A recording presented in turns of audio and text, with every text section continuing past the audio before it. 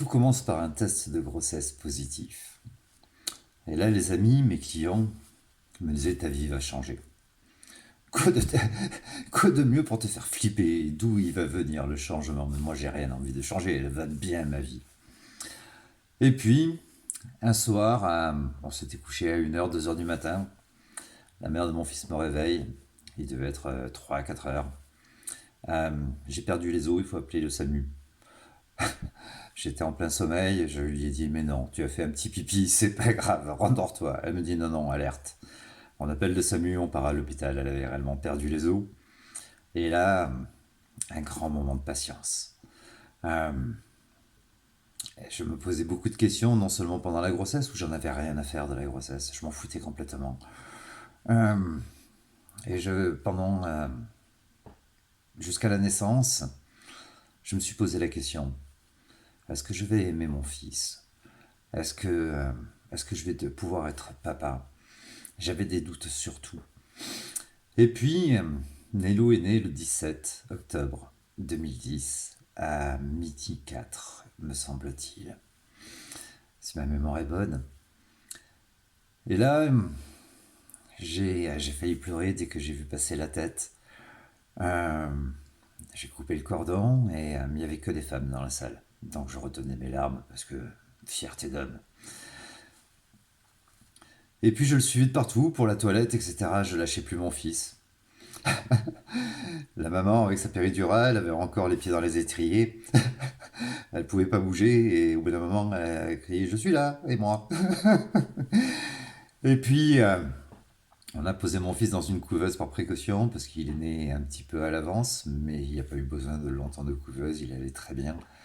L'infirmière m'a dit vous pouvez si vous voulez le toucher. Je regardais tout son corps pour savoir s'il manquait quelque chose, un doigt, quelque chose. Je l'observais de partout, je le trouvais juste merveilleux et elle m'a dit vous pouvez mettre la main à l'intérieur. J'ai mis la main, il m'a attrapé le doigt avec ses petits doigts. Et j'ai senti un énorme courant électrique et c'est à ce moment-là que j'ai su que c'était pour la vie et que je l'aimais réellement et que j'avais pu me poser la question.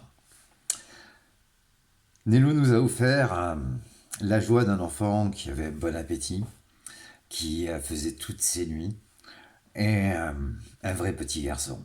Il a eu commencé à marcher, c'était un vrai petit mec, un petit diable qui cassait tout dans la maison, qui arrachait la tapisserie, qui jouait à la bagarre avec son papa, qui lui gagnait à chaque fois. D'ailleurs, il m'enfonçait le doigt dans le nez. Il me faisait saigner du nez, il me tirait les cheveux. Euh, et à ma sortie de la maternité, déjà, j'ai senti le grand changement. Moi qui m'en foutais un petit peu du code de la route, je montais à l'époque, quand j'habitais à Auger, en montagne, en station de ski, je montais le col qui est limité à entre 50 et 70 km/h, je le montais à 130. Je ne mettais jamais la ceinture de sécurité. Sorti de la maternité, déjà pour aller à la maternité, l'hôpital, il est tout en long. Et la maternité était au bout d'un couloir qui devait faire 800 mètres de long. Je m'y rendais plusieurs fois dans la journée, le matin, très tôt. Je me levais très tôt pour aller voir mon bébé et sa maman avant d'aller travailler, et le soir, après le travail. Ce long couloir, je courais pas vite, je volais bas.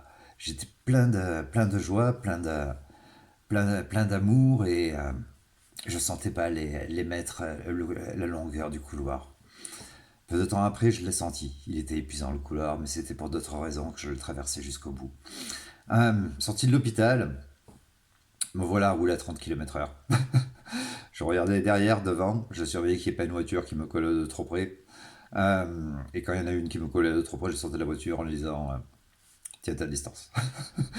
Euh, Si tu veux le lécher, le trottoir, mon pare-choc arrière, moi je vais te le faire bouffer, donc tiens ta distance. Euh, J'étais devenu hyper protecteur et donc Nello gagnait, jouait à la bagarre et moi se développait très bien. Une belle expérience. Euh, c'est le seul être qui s'est permis des choses que j'aurais jamais permis à quiconque.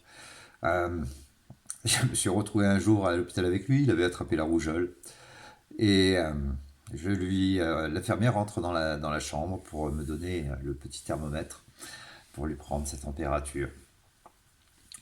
J'enlève la couche, je prends le thermomètre, et au moment où je tanque le thermomètre, il était pris d'une grosse diarrhée. Le thermomètre a dû créer l'ouverture et j'avais une belle chemise blanche, je sortais de mon salon de coiffure. J'ai juste eu le temps, j'ai vu le jet arriver, j'ai juste eu le temps de me mettre sur le côté en tenant mon bébé par une main, le thermomètre à l'autre main. Le jet a traversé la pièce, a atteint l'autre mur et m'a repeint la chemise. Je m'en fous, c'était mon fils. Ça m'a même pas heurté à l'esprit d'y penser que ma chemise était pleine de merde. C'est pas de la merde des bébés. Elles sont pas mauvais, elles sont juste le lait maternel, elles sont pas mauvais. Euh, mais je suis resté bloqué avec plein la main, le thermomètre, plein la main, plein la chemise. Mon fils que je tenais d'une main sur la table allongée. Et j'attendais que l'infirmière, avec impatience, revienne. Je ne pouvais pas appuyer sur le bouton, j'en avais plein les bras, je devais tenir mon bébé, je ne savais plus où j'en étais, j'étais un papa perdu. Et puis, 10 minutes, un quart d'heure, j'essayais de m'amuser avec mon fils et lui faire des grimaces pour qu'il rigole. Et il y répondait bien, il était content de s'être libéré, d'avoir repeint papa et d'avoir repeint la pièce. Et l'infirmière rentre au bout de 10 minutes et un quart d'heure, vous avez pris la température, et comme elle ouvre la porte, qu'elle dit vous avez pris la température, elle me voit, et elle se met à éclater de rire, j'ai éclaté de rire avec elle, c'était juste merveilleux. Peu de temps après, en m'amusant avec lui, en jouant à la bagarre, etc., etc., je m'allongeais sur le dos, par terre, avec tous ses jouets, et je le prenais sur moi, je le secouais dans tous les sens, au-dessus de moi, je le faisais sauter, je lui faisais faire l'avion, et puis, bah, de temps en temps, bah, il me rendait le repas. Alors, t'as le sourire, tu joues avec ton gamin, qui rigole lui aussi, puis d'un moment, et puis comme t'as le sourire, t'as plus ou moins la bouche ouverte, tu t'en prends plein la gueule. T'en as rien à foutre. T'as ton gamin dans les bras, tu vas pas tout lâcher pour te protéger ou pour t'essuyer, t'en as rien à foutre. Tu poses ton bébé, tu essaies de le rassurer, lui dire que c'est pas grave, etc. Et c'est pas grave, tu t'en fous. Et tu le poses gentiment, t'appelles la maman pour qu'elle te remplace en attendant que tu t'éponges. Et puis en changeant la couche aussi, de temps tu ouvres la couche, et puis là, au moment où tu ouvres la couche, hein, il doit le faire esprit le bébé, t'as le petit jet qui il t'en fout de partout. Mais c'est juste merveilleux et des bons moments de papa. Il y a des papas quand ils ouvrent la couche, ils ont envie de vomir, ça j'arrive pas à le comprendre. Les mecs, ils roulent les mécaniques, ils vont dans des bistrots, ils fument des clopes, des pétards, des cigares, ils s'envoient des bouteilles de whisky, de bière, ça pue la pisse, c'est immonde. Ils boivent du pinard et là ils ouvrent la couche, ils voient un caca. Je sais pas, t'es un mec ou t'es pas un mec. Euh, et puis s'en est suivi les vaccins, le handicap. Et puis comme le handicap reçoit détruit, ben, ça a détruit la belle famille. Cette magnifique famille qu'on était, le couple n'a pas tenu le choc. C'est séparé et les amis, la justice, les avocats, euh, les médecins et toutes ces entreprises et pseudo-associations sous couvert d'associations qui ont des gros budgets, qui sont complètement avides, euh, ont participé à la destruction du couple plutôt que d'essayer de dire hey, calmez-vous, ça va, c'est qu'une dispute. Euh, Au moins pour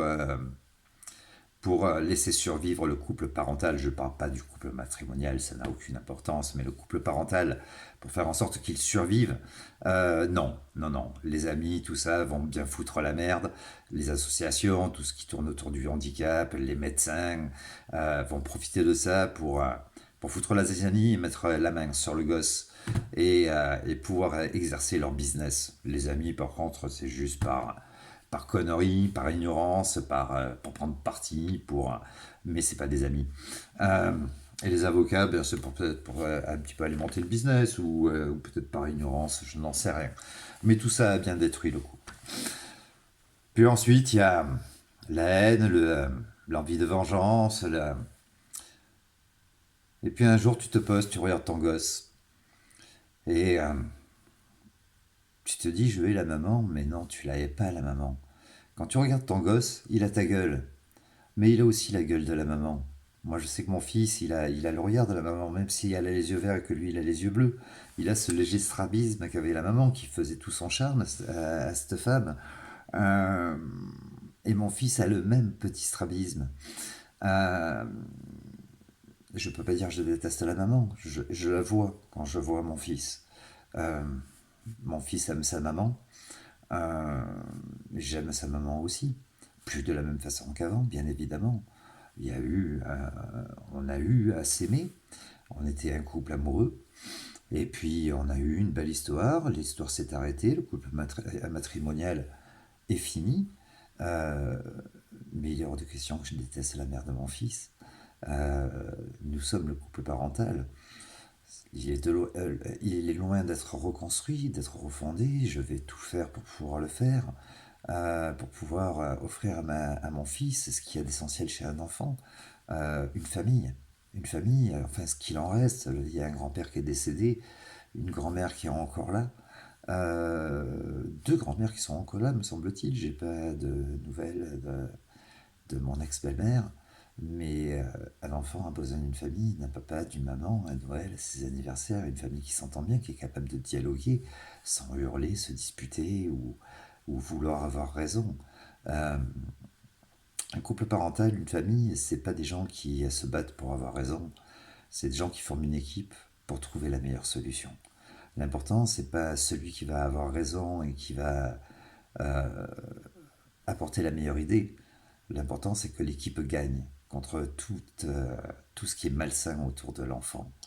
Euh, et tout ce qui peut le mettre en danger ou tout ce qui peut profiter de lui. Euh, je l'aime, mon fils.